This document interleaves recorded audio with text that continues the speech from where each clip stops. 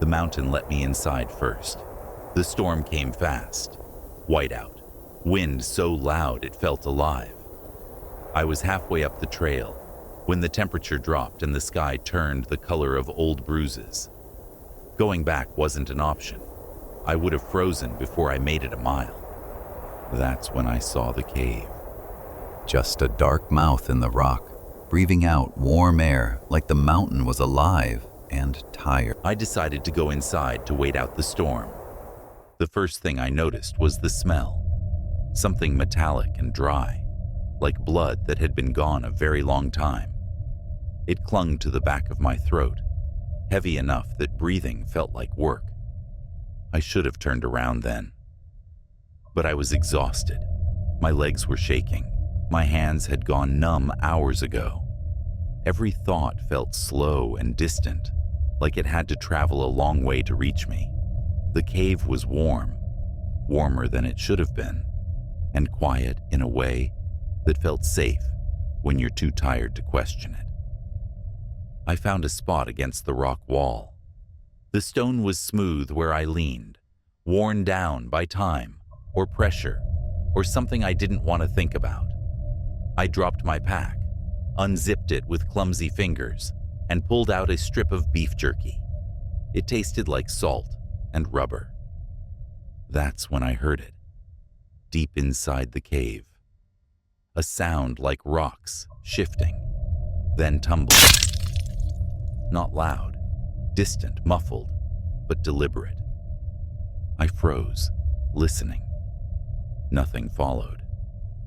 I told myself it was the storm, the mountain settling, ice breaking loose somewhere deeper in the rock. Mountains make noise all the time. Everyone knows that. I laughed softly, the sound cracking as it echoed back to me. Critters, I muttered. Just critters. I must have fallen asleep. When I woke, my muscles ached, my head pounding like it had been split open. The cave was silent now, except for the distant drip of water echoing off the walls. My body screamed to stay down, to rest, but I knew I couldn't. I began gathering my things, pulling my pack closer, checking the straps, making sure my flashlight still worked, feeling the cold metal of my Glock 19 for comfort. My hands were shaking, but I forced them to move efficiently. I had to leave this place. I had to get out. The first strip of beef jerky had hardened in my pocket, but I shoved it into my mouth, trying to steady my nerves. The air felt thick and heavy, like it was pressing in from all sides. And then it came. High-pitched, panicked, human. The sound ripped through the cave, bouncing off walls, cutting through the stale air. My stomach dropped. My hands went cold. I froze, heart hammering in my chest. The scream didn't sound far. It sounded close, crawling through the dark tunnels, echoing from every direction at once. Instinct kicked in before thought. I grabbed my pack, flashlight in one hand, Glock in the other, and ran toward the sound. The scream came again, then another, from a different direction. Left, right, behind. I twisted, unsure which way to go. Each turn brought silence. Then another scream. The cave was alive, echoing, shifting. I felt its walls close around me as I ran, the stones slick with moisture, the air thick with heat, and the smell of old dirt and something else I didn't want to think about. And then, just ahead, I stumbled into the source of the screams. A woman crouched in the corner of a small chamber, shaking and curled into herself. Her voice had gone from sharp screams to low, terrified cries. Relief washed over me. "Hey," I whispered, voice tight. "It's okay. I'm here." I stepped closer, hesitating only a moment, and placed my hand on her shoulder. She froze, then spun. Disfigured, every feature twisted in ways no human should be. Eyes sunken and wild, nose flattened, mouth stretched impossibly wide in a grin that split her face.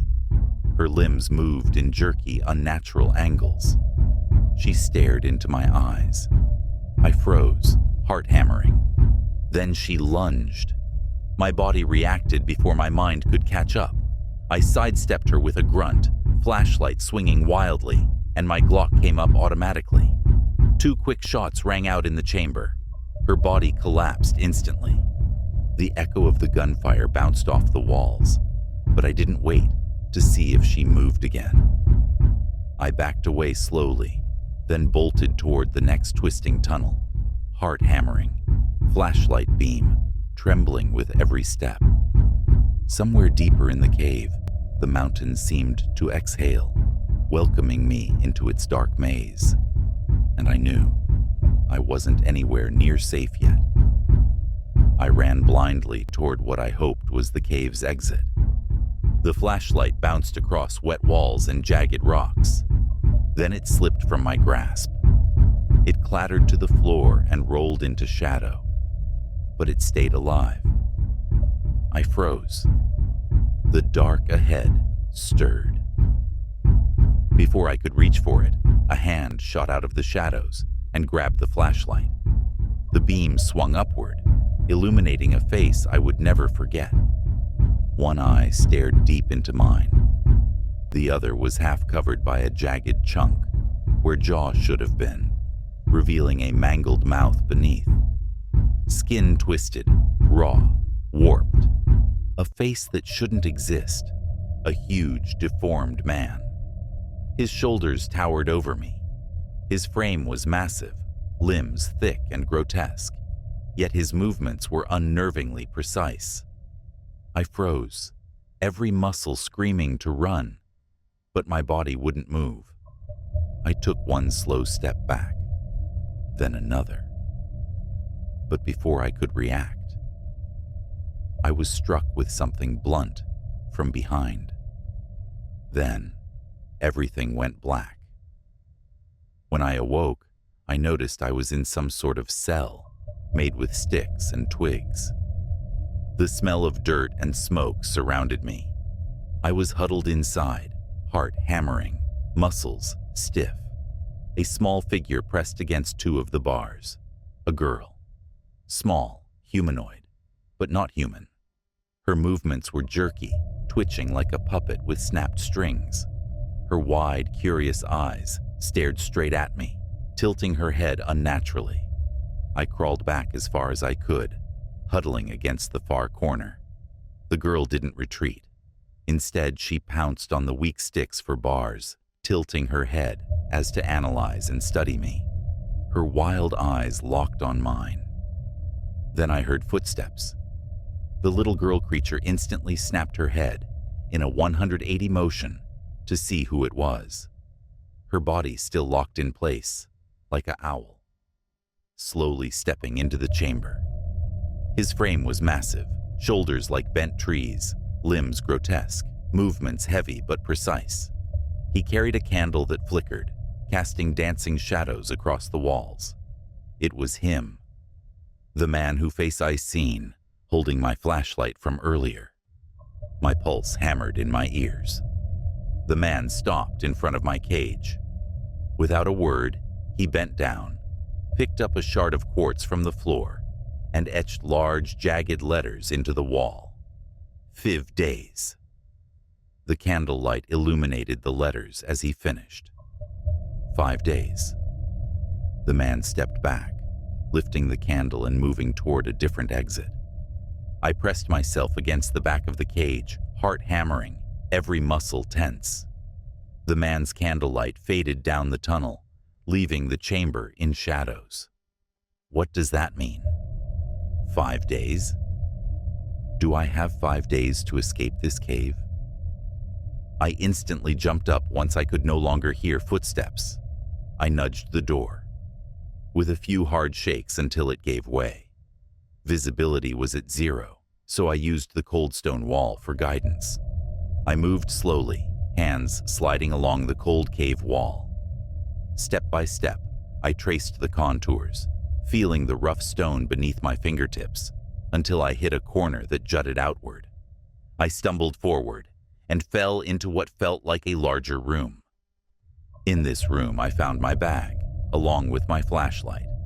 But before I could celebrate, a deep guttural roar from deep in the cave filled my ears. I instantly hid behind a huge boulder. Shadows stretched across the walls, flickering from some distant light. I noticed a small square-like gap at the base of a rock formation, just big enough to crawl through. I left my bag behind for the moment and squeezed through, feeling the rough stone scrape my arms. Inside, the air was stale and metallic.